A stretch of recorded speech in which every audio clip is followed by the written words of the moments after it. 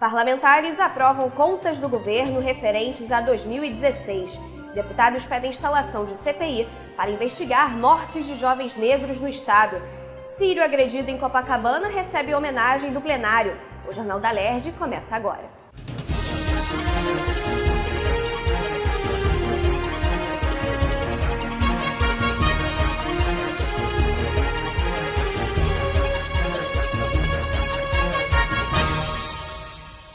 Boa noite. Parlamentares vão solicitar que a mesa diretora da Alerj publique o requerimento de abertura de uma CPI para investigar as mortes de jovens negros no estado. O pedido foi feito por moradores de comunidades que participaram de uma audiência pública com representantes de 4 comissões da Assembleia. 111. Essa foi a quantidade de tiros disparados por policiais contra o carro em que estava o filho de 16 anos de Jorge Roberto Lima e Penha.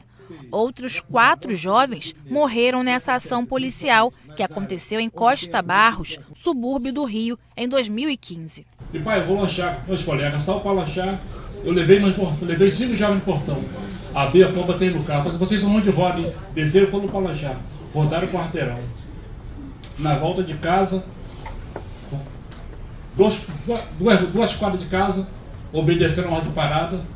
Pararam o carro, acenderam os alarmes, falam que era morador e deram o carro foi efetuado sem ter um disparo. O filho de Jorge entrou para a triste estatística que aponta que homens, jovens e negros são as principais vítimas de mortes violentas no país. Segundo o Atlas da Violência 2017 do IPEA, a cada 100 pessoas assassinadas no Brasil, 71 são negras. Como mudar essa realidade? Para Ana Paula de Oliveira, do grupo Mães de Manguinhos, a mudança passa pelo afastamento de policiais que respondam por homicídios. Esses policiais, eles têm total certeza da impunidade. Eles acreditam que pode entrar nas favelas e tirar a vida das pessoas, sabe? Então, assim, isso é uma coisa que já passou da hora de ser colocado em prática, né? O afastamento imediato desses policiais. Já para o representante do Movimento Popular de Favelas, são necessárias políticas públicas para levar mais saúde, educação e cultura para as comunidades. Nós temos que discutir educação, saúde, cultura. Então, tudo isso que são necessários, é um tripé. Isso que é necessário para a nossa... Não é nessa sobrevivência, não. É o nosso desenvolvimento. Isso não é aplicado. A representante da Subsecretaria Estadual de Educação, Valorização e Prevenção informou que em agosto foi criado um protocolo para as operações policiais e que o objetivo principal é preservar a vida de todos. Ele foi acordado num grupo de trabalho especial com o alto comando da Polícia Militar, Polícia Civil, Secretaria de Segurança, dentre outros subsecretários e autoridades. Ele foi pensado para ser um passo a passo de como acontecem as operações policiais no Rio de Janeiro. O início desse ato do secretário, né, que é uma resolução que vira o protocolo. E o início dele, ele está... o que é primordial, o que foi dentro da Secretaria como uma coisa muito importante, é a preservação da vida e dos direitos humanos. Os presidentes das comissões de Habitação e Direitos Humanos destacaram outras medidas legislativas para ajudar a diminuir a morte da juventude negra. Nós saímos daqui dessa audiência com a criação de um fórum permanente para discutir a política urbana dentro das nossas favelas com esse foco. O foco do extermínio hoje é da nossa juventude, da nossa população negra, das nossas mulheres negras. Além do fórum, exigir que forçar, cobrar da presidência e da casa que essa CPI, que vai tratar da questão também do assassinato de jovens da juventude negra, seja instalada aqui na casa, na Alerj, e é uma audiência que vai ter muito ainda demandas e o que tratar. É preciso que a gente tenha o relatório da CPI dos autos de reticência aprovado para que as medidas sejam cumpridas, né? É preciso que a gente tenha uma ouvidoria da polícia mais eficaz para que a gente consiga fazer com que esses abusos, os erros, possam chegar e gerar um conserto dessas ações. Enfim, uma série de propostas foram levantadas, um fundo de reparação e atendimento às vítimas. Então são muitas as propostas que hoje apareceram e que a gente espera que sejam efetivadas em breve. A Comissão de Educação da Alerj vai pedir a instalação imediata do Conselho de Educação Escolar Indígena do Estado do Rio de Janeiro. A informação foi passada durante a audiência pública, que contou com a participação de representantes da Secretaria Estadual e da comunidade indígena Guarani. Criada em 2014 por decreto e regulamentado em dezembro de 2016, o Conselho de Educação Escolar Indígena do Estado até hoje não foi instalado. Segundo a representante da Secretaria de Educação, o atraso na nomeação dos membros aconteceu porque as entidades que compõem o grupo demoraram a informar os indicados. A promessa da SEDUC é que dentro de 25 dias o conselho seja instalado. Quando a gente foi ajustar para ver quando que a gente faria essa posse, a gente viu que saíram alguns índios, que fazia parte da composição do conselho, né? Saíram e a gente teve que fazer novamente outra reunião na aldeia, que fizemos agora, em agosto, e indicação, e a aldeia indicou os novos membros para o conselho. E isso a gente já colocou no processo, o processo já está em tramitação da Secretaria, aguardando a publicação. Publicando, assim que for publicado, a gente pretende, né, se for publicado agora, né, rapidamente, a gente vai dar posse ainda esse mês aos membros do Conselho. Esse professor da UF de Angra dos Reis, que trabalha na formação dos professores indígenas, falou dos benefícios que o Conselho de Educação traria para a comunidade guarani. Além da implementação do Conselho, também foi solicitado que a Secretaria crie a categoria de professor indígena e que seja aberto concursos públicos para acabar com o regime precário de contratações que existe hoje. Quando se cria uma escola indígena, se cria em seguida a categoria professor indígena. Em não fazendo isso, como o Rio não fez, você não tem convocação de concurso público específico. A legislação federal prescreve o direito de, nas escolas indígenas, haver convocação de concurso público específico. Por exemplo, o professor dominar, no nosso caso aqui, a língua materna, a prova específica e etc. Outra crítica feita à Secretaria durante a audiência foi quanto à infraestrutura das escolas indígenas. Hoje no estado existem apenas duas, uma em Maricá e outra em Angra dos Reis, que também atende às aldeias de Paraty, na Costa Verde do estado. Segundo uma das professoras, a Secretaria nunca investiu na melhoria das instalações. Ela pediu que seja instituído o ensino médio nas escolas guaranis para evitar o que chamou de choque cultural, quando os alunos concluem o ensino fundamental e são obrigados a irem para escolas da rede estadual, que seguem uma linha totalmente distinta dos costumes indígenas. O impacto é muito grande porque eu tive uma experiência que eu estudei, também aconteceu isso comigo. Então nós somos de uma cultura diferente, a gente fala uma língua diferente, as nossas atitudes, a nossa maneira de pensar é diferente. Então quando uma criança sai de uma escola que é uma escola diferenciada, que é estudado desde pequena a língua materna, a língua indígena e a língua do português, quando vai para uma escola é totalmente diferente, que a nossa cultura é diferente, a modo da gente se comportar, até uma criança se comportar é diferente. Então, essa convivência com um branco, hoje, a gente não é impedido, mas acaba causando vários problemas para a nossa cultura, né? Para o presidente da comissão, o deputado Conte Bittencourt, a justificativa para o atraso na nomeação dos membros do Conselho é inadmissível. Ele vai encaminhar uma carta ao secretário de Educação, ao governo do Estado e à Casa Civil para dar celeridade na instalação. Absurdo, né? Um conselho que foi criado já há 3 anos atrás, desde 2014, e até hoje não instalado. Esse conselho é fundamental, porque ele articula, além das redes de educação, as municipais e a estadual, articula toda a comunidade num debate da política de educação indígena no estado do Rio de Janeiro. Então nós vamos aqui propor iniciativas por parte da Comissão de Educação para um tema tratado no Plano Estadual de Educação, que aprovamos aqui em 2009, com 4 metas e objetivos bem claros. O Estado está falhando com essas comunidades e dessa forma não garante uma educação com respeito à diversidade. Uma reunião também foi agendada para tratar da criação de um curso de formação para magistério indígena. Que a gente consiga criar uma reunião de trabalho para que seja aperfeiçoado e colocado em prática o projeto que já está desenhado da gente ter um magistério indígena no estado do Rio de Janeiro, oferecido pela Secretaria Estadual de Educação. E junto com isso, a gente pretende caminhar também para a ampliação das escolas indígenas, que hoje não têm dado conta de oferecer de forma adequada educação para a população indígena, né, especialmente para as crianças e adolescentes. O Rio de Janeiro pode ter um plano de enfrentamento ao homicídio de jovens. O projeto do ex-deputado Tiago Mohamed foi aprovado pela Comissão de Constituição e Justiça. O plano, que terá duração de 10 anos, deverá criar políticas públicas voltadas prioritariamente aos jovens de comunidades carentes, com o objetivo de diminuir os altos índices de homicídios no estado. A elaboração do programa ficará a cargo do governo. Esse é um dado que é alarmante. No Brasil todo é crescente o número de jovens vítimas de homicídio. E o Rio de Janeiro, evidentemente, por ter os índices talvez mais altos do país, enfrenta isso de modo mais drástico.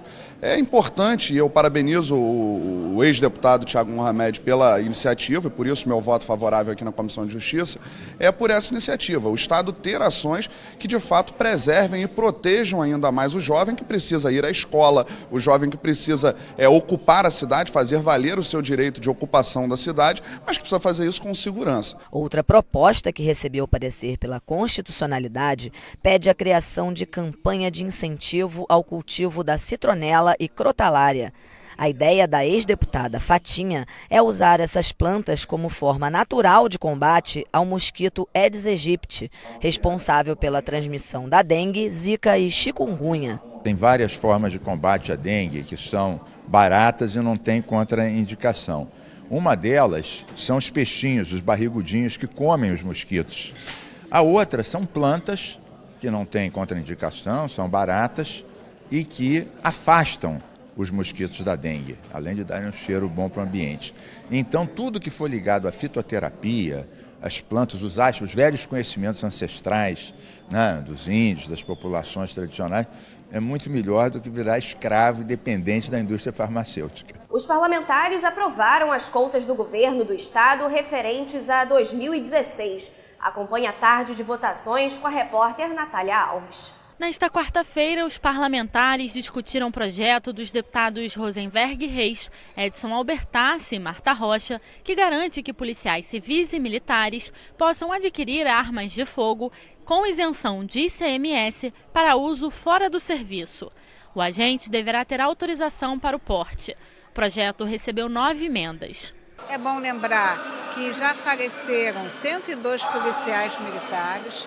Todas as vezes que nós questionamos a Secretaria de Segurança, a Secretaria de Segurança diz que esses policiais morreram na folga. É bom lembrar que, ao contrário do policial civil, o policial militar não tem uma arma acautelada consigo. Então, quando ele termina o seu serviço, ele tem que devolver a arma que ele está usando. E a gente só quer, com esse projeto, que o policial não tenha que pagar o ICMS. Para se ter uma ideia, no Rio de Janeiro, nós pagamos 37% na alíquota do ICMS, mais 2% da alíquota do Fundo Especial de Combate à Pobreza. Os deputados votaram um projeto de decreto legislativo da Comissão de Orçamento que aprova as contas do governador Luiz Fernando Pezão e do vice-governador Francisco Dornelles relativas a 2016.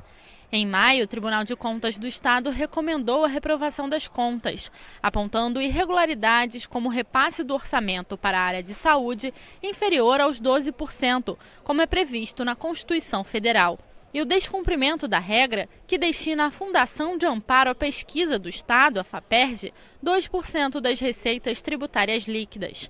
Por 43 votos a 21, as contas foram aprovadas. Não passa, sob o ponto de vista contábil, em nenhum dos requisitos exigidos pela Constituição Federal, pela Constituição do Estado, pela Lei de Responsabilidade Fiscal. Além do mais, já contava com um voto inédito do Tribunal de Contas pela rejeição. Foi um ano totalmente atípico, um ano em que você teve dificuldade de arrecadação e que quando você arrecadou o dinheiro foi sequestrado, o dinheiro foi arrestado, você não teve como aplicar. Então, a própria lei que foi aprovada agora, a medida provisória, a Lei Complementar 159, que faz o regime de recuperação fiscal, ela suspende alguns mecanismos, em especial o artigo 42 da Lei de Responsabilidade Fiscal. Então, foi tudo atípico. Tá? Na hora que o governo tiver dinheiro e não aplicar os percentuais constitucionais previstos, aí a gente leva a discussão para outro patamar. Também na pauta a proposta dos deputados Bebeto e Dionísio Lins, que proíbe a venda de cerol e da chamada linha chilena. A proibição da venda se estende a qualquer outro produto utilizado para soltar pipas que possuam elementos cortantes. Quem descumprir a lei terá que pagar multa de R$1.000. Em caso de reincidência, o valor será multiplicado por 10. O projeto foi aprovado e segue para a sanção do governador. Essa linha mata. Essa linha, se pegar um pescoço, vai matar a pessoa. Já existe hoje algumas prevenções em motocicletas com antenas, mas essa linha continua a ser vendida clandestinamente. A deputada Tia Ju quer que o mês de outubro seja destinado à conscientização e valorização dos direitos dos idosos. O objetivo é orientar e divulgar a importância do cumprimento do Estatuto do Idoso. O projeto foi aprovado e segue para análise do governador. Já o deputado Figueiredo quer que a última semana de outubro seja utilizada para a conscientização, combate e prevenção da depressão. A proposta tem a finalidade de promover campanhas educacionais, debates, palestras, além de incentivar a procura por tratamento. O projeto foi aprovado e segue para a sanção do governo. O deputado Luiz Martins pretende criar no estado um programa de reciclagem do coco verde. O programa deverá garantir o acesso às linhas de crédito para investimentos em maquinário para as cooperativas que farão a reciclagem. A fibra da casca do coco pode ser usada, por exemplo, para a fabricação de estofado de automóveis e coberturas para a proteção do solo. O projeto foi aprovado em primeira discussão. Há um consumo muito grande hoje de coco natural nas praias do Rio de Janeiro, principalmente no estado, que melhora a qualidade de vida, só que aonde vai a destinação desse coco? É um grande problema. Eu acho que a reciclagem é o caminho que você diminui isso nos aterros sanitários e gera outro tipo de emprego e outro tipo de produto. Então é basicamente isso para o governo aproveitar. Inserir idosos no mercado de trabalho através de micro e pequenos negócios é o objetivo do projeto de lei do deputado Valdec Carneiro. O parlamentar quer criar um programa estadual de fomento ao empreendedorismo, com ações que possam beneficiar pessoas com mais de 60 anos. O projeto foi aprovado em primeira discussão. Você tem pessoas que acumulam 35, 40 anos de experiência, desenvolvem uma expertise e aos 60, 65 anos ainda estão com muito vigor, com muita capacidade intelectual e podem continuar trabalhando, podem continuar desenvolvendo atividades úteis para o Estado, gerando trabalho, gerando renda. O Estado do Rio poderá ter um programa para capacitar agentes de saúde que atendem mulheres vítimas de violência. Os profissionais participarão de cursos de aperfeiçoamento sobre a Lei Maria da Penha para orientar e garantir o acesso dessas mulheres aos benefícios previstos na lei. O projeto do deputado doutor Giulianelli foi aprovado em primeira discussão. Aproveitando a confiança que os moradores têm com esses inspetores, esses agentes de saúde, é que eles possam identificar agressões que muitas vezes não chegam ao conhecimento das autoridades e ao mesmo tempo informem ao cidadão e às cidadãs sobre os direitos delas, sobre a necessidade de evitar que pequenas agressões se transformem em mortes. A deputada enfermeira Rejane quer garantir a isenção do pagamento de taxas para a emissão de comprovante de matrícula histórico escolar cobradas pelas instituições particulares de ensino superior. O projeto complementa a lei que já proíbe a cobrança da taxa de repetência, taxa sobre disciplina eletiva e taxa para provas de segunda chamada ou prova final. A proposta foi aprovada em primeira discussão. As universidades, as escolas se utilizam para cada vez mais arrochar não só os alunos que já trabalham, mas também a sua família, seus pais, que geralmente são os responsáveis por desembolsar esses valores. E nós conseguimos aprovar, eu acho que é aos poucos, Infelizmente, a gente gostaria de que a gente conseguisse avançar para a gratuidade geral, mas foi o que deu. A Alerj concedeu o título de cidadão fluminense para o sírio Mohamed Ali Abdelmote. O imigrante veio para o Brasil há cerca de 3 anos para fugir da violência do Estado Islâmico no Egito, país onde vivia desde os 3 anos de idade. Sírio de nascimento e egípcio de coração, ele se estabeleceu no Rio de Janeiro e hoje trabalha vendendo salgados árabes no bairro de Copacabana. No dia 28 de julho deste ano, Muhammad Ali foi agredido verbalmente e ameaçado com pedaços de madeira quando vendia esfirras numa esquina de Copacabana.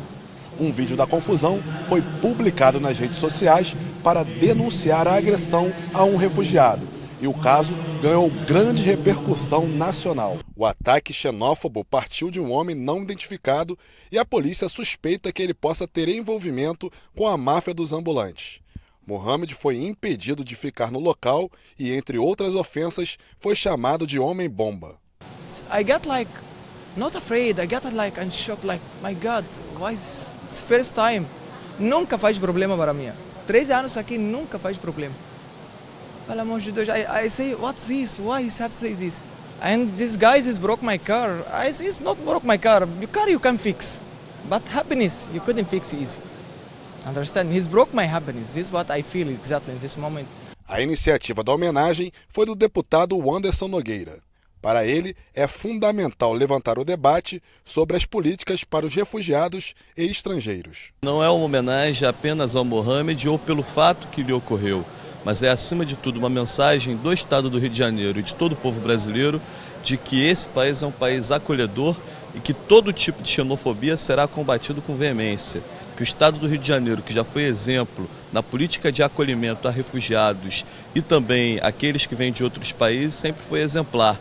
E que a gente precisa retomar essa política exatamente para mandar ao mundo uma mensagem de amor, de respeito, de paz e que, independente de nações, todos nós nos igualamos por um sentido, o sentido de ser humano. Essa homenagem joga luz ao tema da tolerância e o tema da compaixão na receptividade dos imigrantes. Acho que o que nós podemos fazer aqui, através das nossas comissões, é avaliar do ponto de vista legal, primeiro, salvaguardas para que nunca se repitam incidentes de intolerância como o que vimos em Copacabana.